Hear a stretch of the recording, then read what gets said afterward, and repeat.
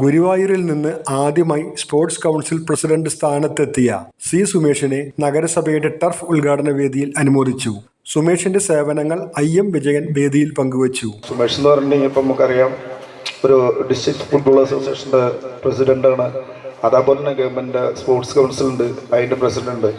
അപ്പോൾ സ്പോർട്സിനെ കുറിച്ച് നന്നായിട്ട് അറിയണതാണ് സുമേഷിന്. അപ്പോൾ എങ്ങനെയാണ് അഞ്ച് ഗ്രൗണ്ട് ഉണ്ടെന്ന് പറഞ്ഞത് സുമേഷ് ഇവിടെ ഗുരുവായൂർ 5 ഗ്രൗണ്ട് എന്നൊക്കെ പറഞ്ഞാൽ ഒരു ഇങ്ങനെ ഒരു ഗുരുവായൂരൊക്കെ 5 ഗ്രൗണ്ട് എന്ന് പറഞ്ഞാൽ വലിയ കാര്യം. തൃശ്ശൂർ ടൗണിലെല്ലാം ഉണ്ട് 5 ഗ്രൗണ്ട്. മര്യാദയ്ക്ക് ഇതേപോലത്തെ ഒരു ടർഫ് ഗ്രൗണ്ടോ ഉള്ള ടർഫ് ഗ്രൗണ്ട് തന്നെ പൊളിച്ചിരിക്കുന്നുണ്ടല്ലോ. ഇവിടെ അതെന്നാക്കാന്ന് പറഞ്ഞിട്ട് ജോപ്പുള്ള ടീം നന്നാക്കാന്ന് പറഞ്ഞത്. സുമേഷ് നേതൃത്വം നൽകുന്ന ഗുരുവായൂർ സ്പോർട്സ് അക്കാദമിയുടെ കുരുന്നു പ്രതിഭകൾ കളിക്കുന്ന ഗ്രൗണ്ട് കൂടിയാണ് ഇപ്പോൾ ഉദ്ഘാടനം ചെയ്ത ടർഫ്.